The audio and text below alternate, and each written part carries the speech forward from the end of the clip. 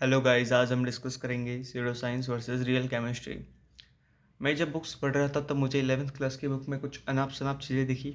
जैसे बुक के पहले ही 2 पेज में बताया गया कि सारी चीज़ें जो अभी के टाइम पे मॉडर्न साइंटिस्ट ने डिस्कवर की वो वेदों से निकल के आई है। वही अनाप शनाप लिखा हुआ है कि वेदों में वो था, साइंस थी, सब कुछ था, केमिस्ट्री वेदों से आई है। ये सब अनाप शनाप चीज़ें लिखी हुई है।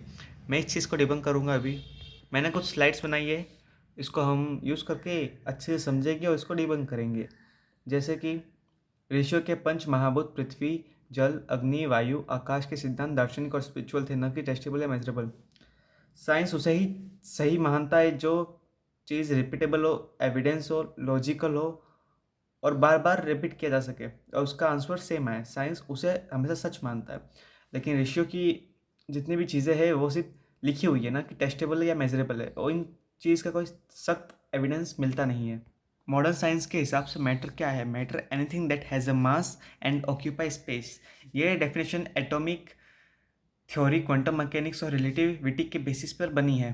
डाल्टन ने 1808 में एटॉमिक थ्योरी दी। उनके हिसाब से सभी पदार्थ एटम से बने होते हैं, एटम्स इंडिविजुअल होते हैं। इस थ्योरी के एक्सपेरिमेंट और लैब एविडेंस मिले हैं, अनलाइक एशियंट क्लेम्स। हमें एशियंट क्लेम्स को समझने की ज़रूरत पड़ती है, क्योंकि अगर हम बिलीव कर लेते हैं एशियंट क्लेम्स पे तो हम क्रिटिकल थिंकिंग पे नहीं सोच पाते। हम आज के मॉडर्न साइंस की इंसल्ट करते हैं, इनडायरेक्टली और directly. Third, know experiment evidence in Vedas. ऋषियों ने जो कुछ भी कहा वो लिखित ग्रंथों जैसे श्रुति, स्मृति, वेदास में था, लेकिन उसका कोई फिजिकल एक्सपेरिमेंट, लैब रिपोर्ट या चीज़ें नहीं मिलती। ये सिर्फ लिखी हुई चीज़ है, और लिखी हुई चीज़ें हमेशा सही नहीं होती। वैदिक काल में माइक्रोस्कोप, स्पेक्ट्रोमीटर, पार्टिकल एक्सीलरेटर नहीं थे, तो एटम, मॉलिक्यूल या मैटर का एक्चुअल प्रूफ का कोई चांस ही नहीं है। ये पूरी तरह से स्यूडो साइंस है। आगे हम डिस्कस करते हैं।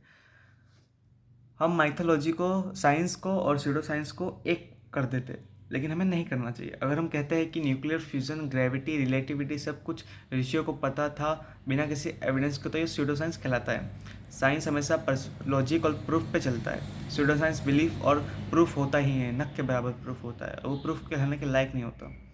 Why this claim is harmful in education. जब स्टूडेंट को ये शिक्षा दी जाती है कि ऋषियों ने सब कुछ डिस्कवर किया था, वो क्रिटिकल थिंकिंग नहीं सीख पाते। वो रियल साइंटिस्ट जैसे न्यूटन, रदरफोर्ड, बोहर, क्यूरी की डिस्कवरीज अंडरस्टिमेट करते हैं। वो ब्लाइंड बिलीफ में पड़ जाते हैं। सो मेरा यही मानना है कि आपको स्यूडो साइंस से दूर रहना चाहिए। इस चैनल पे आपको ऐसे ऐसे वीडियो मिलेगी। तो थैंक यू।